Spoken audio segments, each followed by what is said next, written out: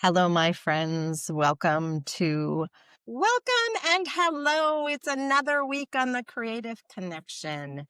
And as you know, this month we have been exploring what it means to begin again, courage, finding our voice. And today's conversation, we're going to dig in deep a little bit with that with somebody other than me. I've shared my story all month. Now we're going to share someone else's story. So I am joined by my friend and extended family member, Pamela Miles, a former pastor, artist, and advocate. She is a mother. She is a survivor of life and many things. And she has been through profound changes in her life.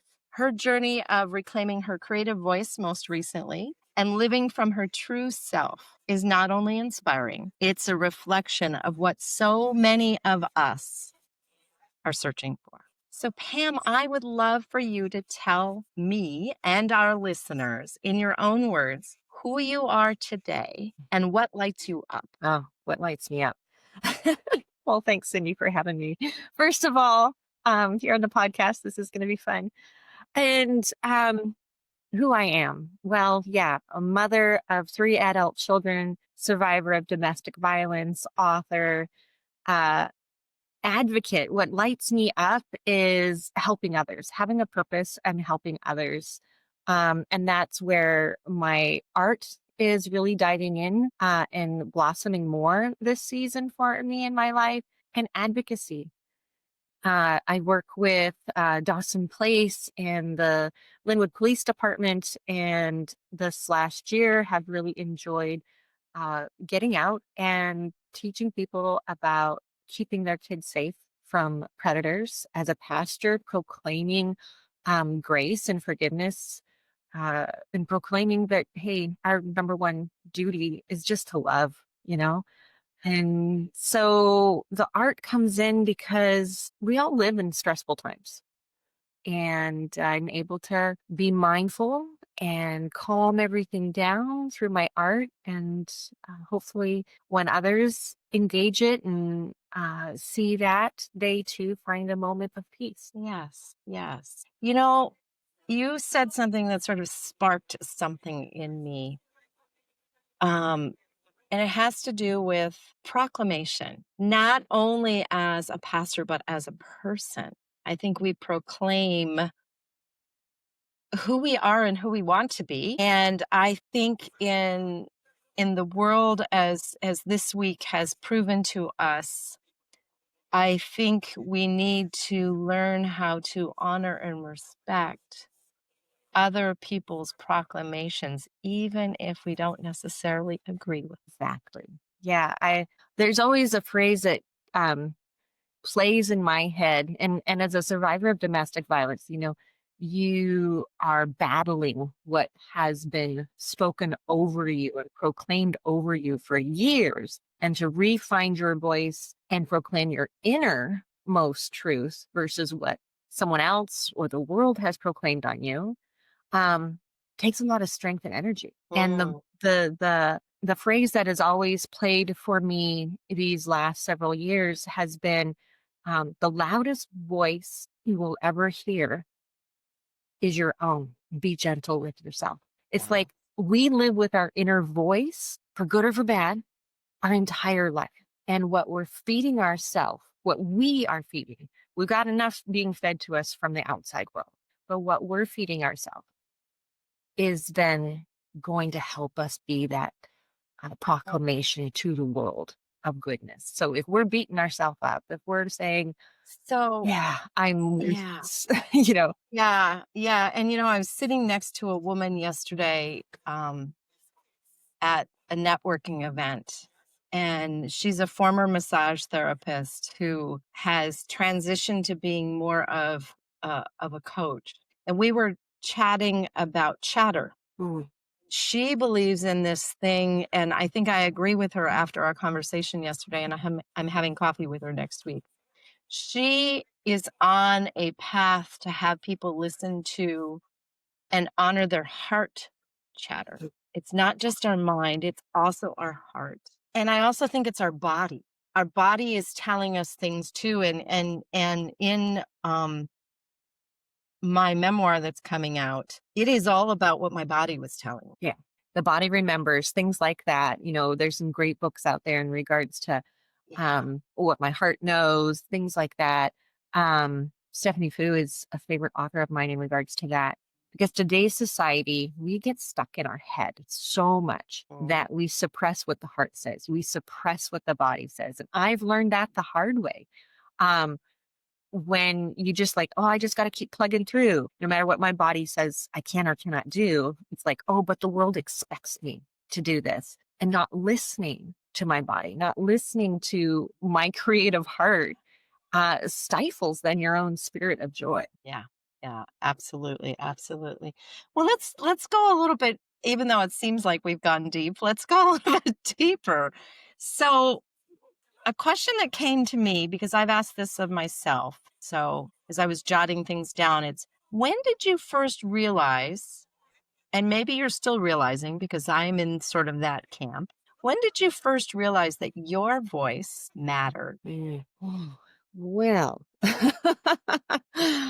I would have to And if you're like say, me, that's fine because um, I'm still, yeah. wow,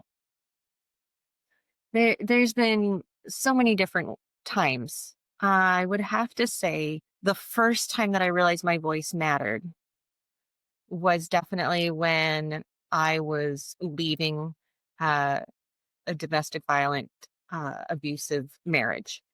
And for me to find my voice and say, it's time for me and the kids to leave. And that my voice mattered in protecting them and saying, this isn't okay. Um, there's other times that I have found that my voice has come to proclaim truths in meetings, in difficult conversations.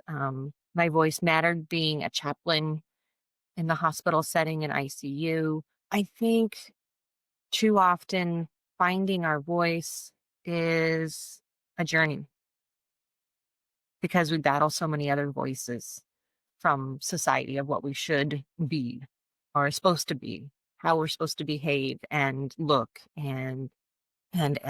So yeah, I think it's a matter of, for me, finding my voice mattered was when I started owning my own voice and trusting my own voice. I think that would be definitely my takeaway. For me, realizing that my voice mattered was when I realized I mattered, when I felt that I had a purpose. And that's one of my highest, value cards is having purpose. And I don't think that's strange for anybody else. We need to have purpose. But for me, it was very paramount for me to find my voice and realize I had power when I was having to lead uh, for our very lives a domestic abusive marriage and realizing I had purpose and I mattered, my kids mattered, and I needed to make a change and my voice mattered then. So yeah, and in those situations, I think you don't have to be at the bottom to find your voice, but you do have to know yourself, not what people have spoken over you or want of you, but what you find is your core. Then you find your voice and you know what matters. And how do you claim it or how do you reclaim it? Yeah. A lot of work. Yeah. And sometimes it's daily, weekly, even hourly. Like, I don't think I'm any different than anyone else in the regards that you have self doubts, right? We all Mm, question. Um, we can even gaslight ourselves. Like, did that really happen? Right. mm, But for us to claim our voices, I think you have to slow down. I think you have to start facing the uncomfortable silences, facing the parts that you put off, the conversations inside your head, the feelings in your heart and your body, and you go, uh, compartmentalize, stick it, I'll deal with it later. That's mm. just another barrier to finding your voice. It delays. So I'm a big advocate of pausing. I start and end my day with a pause. I think there is wisdom in the pause. Oh, And even if and maybe you can relate to this, even if I find that I'm in the midst of something and I start to spiral and things move from my gut to my heart up to my head, and pretty soon it's going to be out of my body. If I am aware and catch myself pausing, taking a full, deep breath and exhaling. I think, and exhaling fully, yes, so often we're like, take a deep breath. And so we, and and we're we just, hold it. right, we're just taking breath. And it's like, you need to like totally push out all that air, push out all of what you don't need to carry. Right. Yeah, there's a book about art of breathing, and we've totally Yes. forgotten how to do it. Yes. Yes. Yes. And, I like to also do this is sort of a beginning of the day intention is today I am breathing in abundance and releasing scarcity or whatever the opposite of, I'm breathing in love Mhm. and exhaling dislike, hate, all the other things that I Judgment. Yeah. we might be holding in our body, Oh yeah, we do. which then has those woulda, coulda, shouldas, thou should not shouldest upon themselves. Yeah, that's a funny phrase that I've said as a pastor to people like I should do this, I should do that. And I'm like, stop shitting on yourself. What did you say? You're a pastor. I'm like, "Shitting." Yes. But when you So talk about breathing, as a hiker, I mm, have noticed, and when I backpack, I just love the mornings and the evenings mm, because if you really pause enough and silence yourself enough and just sit there in that space, if the sun is just coming up or the sun is just going down, there literally is a wind that mm, comes with each of that passing. And for me, as a faith-filled person, I think of it as God's breath on the world mm. in the morning and that exhale at the end of the day. And it's sort of like what we should be doing too. Yeah, yeah. Well, and there's another element to it too. So as we're moving into the fall, I'll do this less and less, but I like to get up in the morning and do my morning meditation, intention setting, breathing out on the deck. And if I'm able to do that, nature is talking to me. The birds are there. At the end of the day, here's the cool thing that happens at the end of the day. And your daughter got to experience this yesterday, by the way. We have a family of owls that live near us. And just as the sun sets, they come out and they were on our dying tree. And nature comes to us if we allow. And there's healing in nature, which I'm sure you agree with. Oh, yes. Oh, Being a yes. hiker, and there's art in nature. I'm looking at the quilt of the mandala over your shoulder, and there is so much of that in our world that is a calming element, right? Yeah. And we just sometimes, I think we get caught up in the bustle busyness that we forget to Mhm. pause, to Yeah. slow down. My favorite animal is a turtle. And I Yeah. look at tortoises and elephants and whales, the longest living creatures on the planet. And why? They don't move fast, y'all. There's something to be said about pacing ourselves, slowing down, being aware. Yeah. Well, and if we think about Dory in Finding Nemo, let's go with the current. Let's go with the flow. Let's not try and resist. And I think that the universe, the divine, God, is leading us in a direction if we are aware enough to listen. Yeah. The energy flows. And I have friends of all different faith backgrounds, and there's a common uh, essence to all of us Mm-hmm. and a common uh, connection of longing to Mm, be yes. and finding out what that means in our very being and what it means to be. Yeah. Well, and there's a flip side to that, and it's a longing to be, but also of belonging, of being connected with another. Mhm. Our very nature as human beings is social. We are social animals. And as much as I proclaim that I'm an introvert, I really need people. But I have to control how You're an much introvert? I No. am. Dan is the I extrovert. don't I'm an believe that. introvert. But I have to be in the right room Yeah. to be able to speak. And it's a room that I feel like I belong in. And there's safety. I think that's the key is for us to be, it's the right people, it's the right setting, it's trusting oneself, but trusting that in the space and with those around you, you talked earlier, will be heard, will be listened to, will be valued. Yes. Otherwise, we do close ourselves up. Yes. We isolate.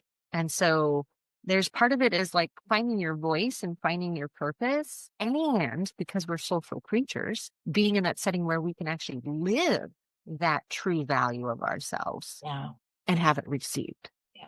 Well, that leads to my next question.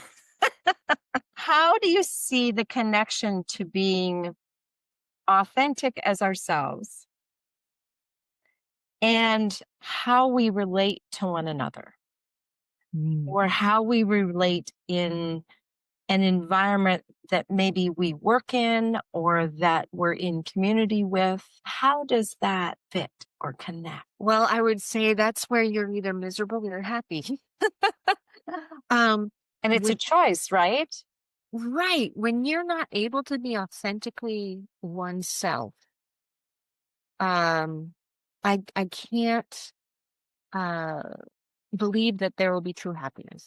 Mm, Um, you are living a mask, and those around you are only seeing what you're presenting, and that's not truly yourself. And so, for true happiness, mhm. um, with self and with others, is that vulnerability factor of having to be authentic, unabashedly Yeah. authentic Yeah. yourself. I have a good friend who likes to say, let's be unapologetically ourselves There you go. Yeah. because no one else can be us. Yeah. And I think, and Dan does as well, we are not truly ourselves with another person unless we're allowed to be a little bit vulnerable. And it starts with a little bit. Yeah. And then over time, that trust factor builds and we can be a little bit more vulnerable. And what we find is that in our vulnerability, we are more alike than we are not. Absolutely. And there is, and here's a new belief for me because when I was growing up, I was the perfect daughter. So I had this mantle of perfectionism that Mhm. was upon me. And I have learned that there is actually perfection in our imperfection. By honoring our imperfections and our real beingness and sharing that with another person actually creates a better relationship. It's a little more perfect than. That ties into like my eggs, right? Uh-huh, I know.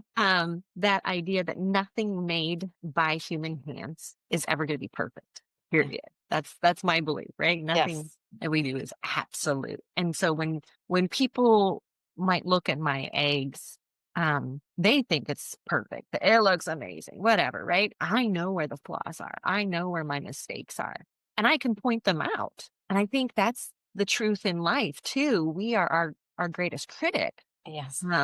We can either live that critic and say, oh, but this and this and this is wrong with me. When people are actually saying, hey, you're awesome. Or, you know what, you're going through a really rough time right now. It's okay. No, I should be doing this. There's a vulnerability of recognizing where our cracks and faults are. And yet that doesn't have to be the full picture of ourselves, right? There's still beauty, like on an egg, there's still beauty no matter where there's a little squibble or whatever. And I think as females, unfortunately, not to be primarily genderizing here, but society tells us as women, Yeah. we take up too much space sometimes. So I know I'm not the only one. It's a thing that we all have to work on. Stop Yep. apologizing, right? Yeah. Unapologetically be yourself. So why are we apologizing for taking up space? Somebody bumps into you. Oh, I'm sorry. It's like, wait a minute. Why am I apologizing? Right. But the littlest of things. Yes. And it's like, no, that's suppressing who we really are. We have value to be in this space and be who Mhm. we are. Mhm. Yeah. Yeah. All our cracks and imperfections. Yeah, exactly. And you know what's really funny is in this room that I was in yesterday, there were about 12 of us women there. We are all entrepreneurs and we were there, as a way to network and gather. And it was interesting to listen to the conversation about stop holding back who you are. By holding back who you are preventing yourself from being who you can be. And I think that ties into um, our vision.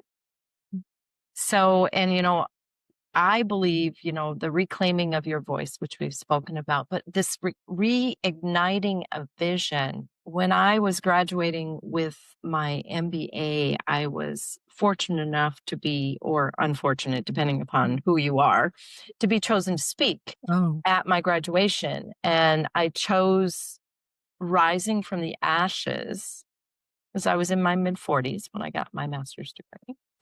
And man, re yeah, I know. it's never Re too late to graduate. No, and it's about the reignition of a dream that I had held, Yeah. about something I had believed I wanted to do when I was 18, 19, 20, that I pushed aside, not because someone told me to, but because I didn't think I was capable because of societal Mhm. things. So that rising from so a reigniting of visions. So thinking about your art, let's talk about her creation station. What was a pivotal shift for you to help you ignite and reignite this vision of you as a creative being, which I have always seen you in the amount of time that we've known each other as an artist? Which is fascinating for me to hear that because I've never claimed myself as an artist and I have suppressed that inner voice and identity for decades. Um, I doodled as a teenager and I never thought value of it. My mother was an actual artist. She did sculpting, beautiful paintings. But I was always told you can't make a living being an artist. Oh, So you put that right, get into the real world, get a real job. And so I did that, right? I dabbled and continued to do my eggs in the background and I was giving them away as gifts. I never sold them. Um, and there's hundreds, thousands probably of my eggs out there that I never signed either because I didn't mm, sign my pieces until I received my master of the Santi. So one of 5 masters in the world by the International Egg Art Guild. Until I got that status for some reason, I didn't feel I was worthy enough to sign my pieces. And then I love teaching classes. You've been into one of my classes I before. have. And I love teaching and sharing and my joy. And then for me, the greatest part is the reveal when everyone's melting off the wax on their eggs. Because before then it's just black and it's filled with wax and it's like, oh. But then all of a sudden it melts away and it's like, oh, you hear the gasps in the room. And Uh-huh, it's like this, yes, uh-huh. because it's sort of like our own self, I feel. We and society and culture put a lot of wax on us Uh, and talk about rising from the ashes. You got to put some heat on things and melt it all away to like bring yourself back to the surface, bring your mm, beauty to the surface. So, what brought this season, this eminent season right now that I'm in of figuring out what that means to claim uh, mhm, I'm an artist and unabashedly say I'm an mm, artist mhm, without feeling criticized. I was in conversation with another person and I was just doodling and what I classed as doodling. And they said, oh, what are you working on? showed them. They're like, wow, this is amazing. Do you teach? And I was like, "Mm, I teach eggs, you know." And so then they're like, what are they? What do you mean eggs? And I showed them the pictures and they're like, wow, how much do you charge for a class? And I was like, usually I do it for free, maybe 25 bucks a person. It's a 4 to 5 hour class. And they're like, what? No, no, no, no, no. Yeah. You need to be charging, at least 80 to $100 per person for a 4 hour class. You need to be doing this as a full time thing. I was like, what? The thing is that this person was an art teacher. I've never taken an art class. And to get that feedback made me go, maybe I can do this. Like one of my greatest dreams, probably 25 years ago, was to have an egg shop, like a gift shop, right? On Uh-huh. this way, like a little corner of the world where people could walk in and find pieces of art and buy them. And to have other artists share their stuff, and have everything on display. But once again, being told can't make a living being an artist. And I bought into that. Yeah. Today, yeah, I'm trying this new identity out. As you say, you've always seen me as that identity, but for Uh-huh. me, it's claiming that, reclaiming that even as, okay, maybe this is my core and my happiness is stored in part of that. My brother even said when I said that I'm going to start doing some of this stuff, he's like, oh, that makes me so happy because I was so sad when you stopped doing your art. He's like, huh, that says something that maybe my art, my creativity actually brings joy to others. Mm. Yeah. There's also another lesson in that. And, just mull this over for a moment. Okay. But your brother, whom I know, it always made me sad that you stopped doing that. But he didn't say that at the time. Mm-mm. So if we think about ourselves, you're an advocate, and I am a coach who helps people create the life that they want to live. And I use theater because that is what I was told I could never make money at. So all of these things, we think we can't make money at when in fact it is at the core of who we are. And if we looked at going back in time to mysticism, and we go back in time to faith, and we go back, art was at the core of it. And we have You're didn't created. yes, and we have, I believe, and this is sort of my purpose in life. I believe we have ignored the value Mm. in that.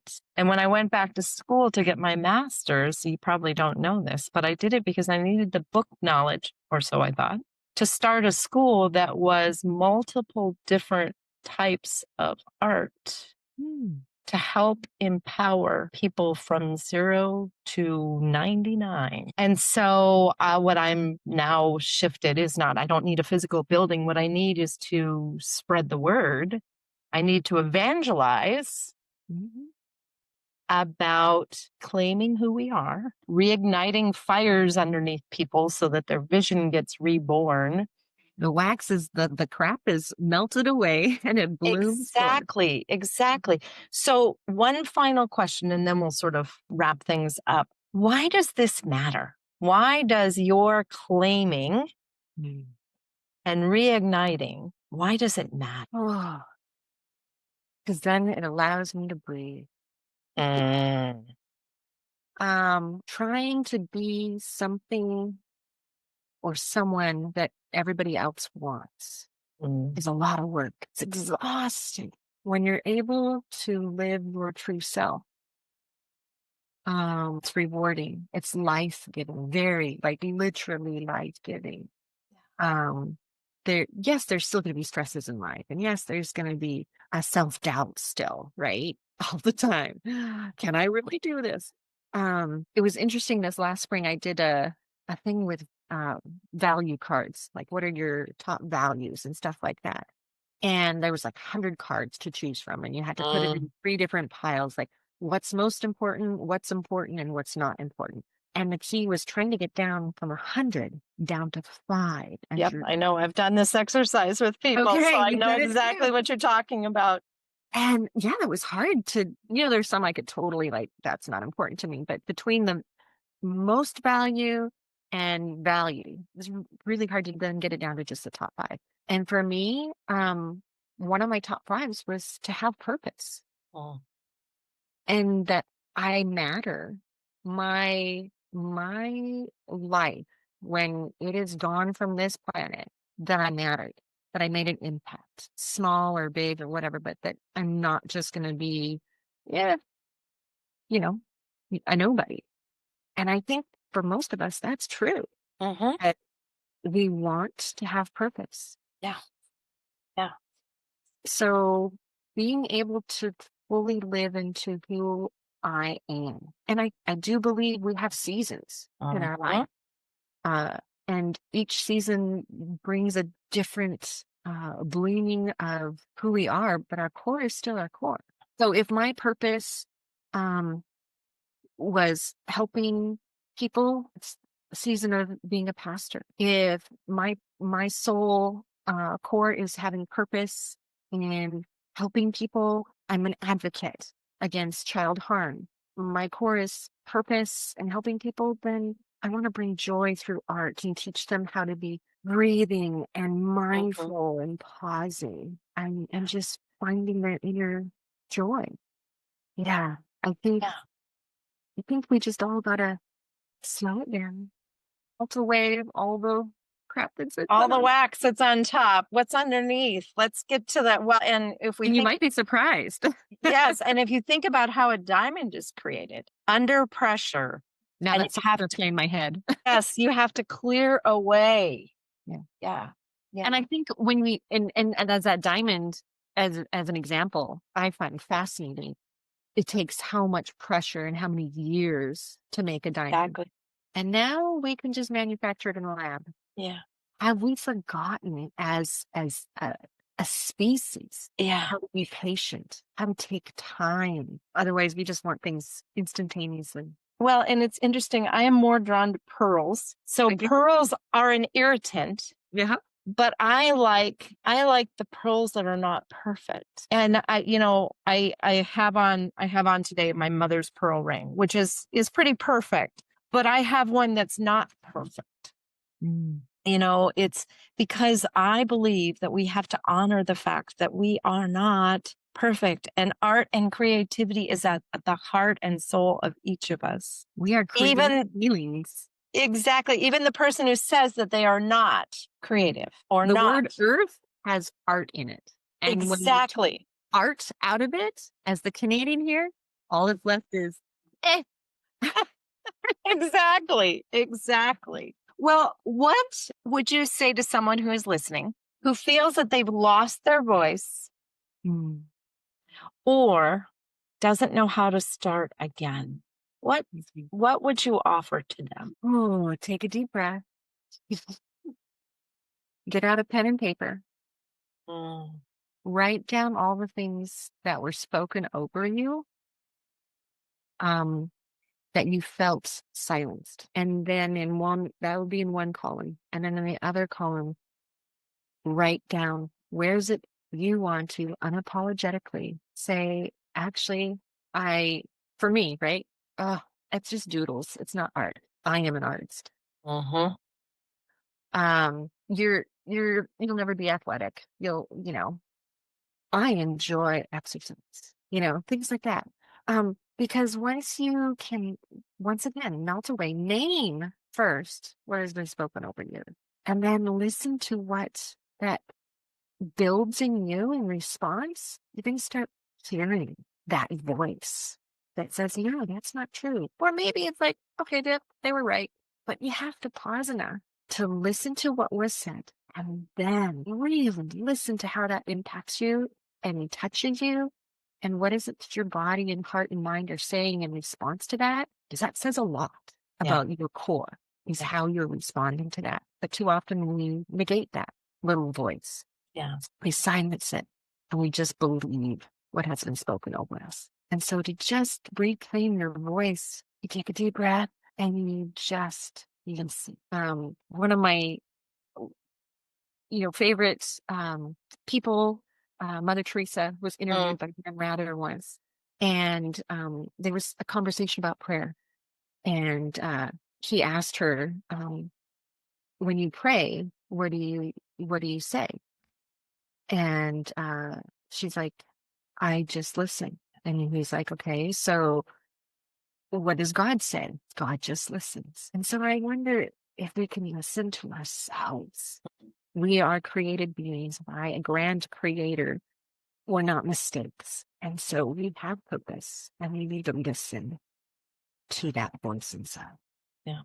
And I call that presence. We have to learn to be here now and to not try and hurry away, scurry away, dismiss, push aside, to just be. That is the message that I got from that interview with Mother Teresa.